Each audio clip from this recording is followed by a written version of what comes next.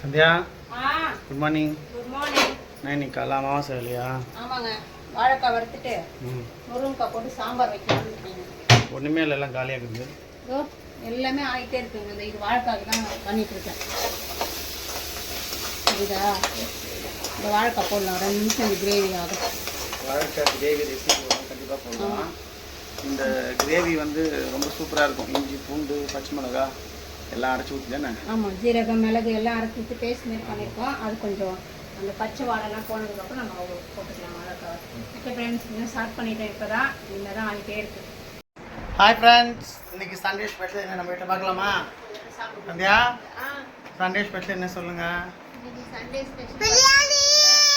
பிரியாணி இந்த ஒரே சாப்பிட்டு கட்டணும். வாங்க எல்லாரும் சேர்ந்து கையில வாங்கணும் பிரியாணி.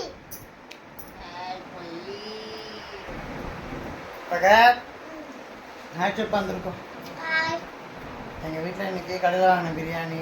கடையில் வாங்கின பிரியாணி இல்லை, வீட்டில் சேர்ந்து பிரியாணி. எல்லாருமே வாங்க, சேர்ந்து சாப்பிடலாம். கண்டிப்பாக கூடவே இந்த சேனல் சப்ஸ்கிரைப் பண்ணிக்கோங்க. மறக்காமல் பெல் கனெக்ட் பண்ணிக்கோங்க. அது மட்டும் இல்லை, கூடிய சீக்கிரம் நம்ம மஞ்சள் தூள் வீடியோ போட போகிறோம். கண்டிப்பாக பாருங்கள்.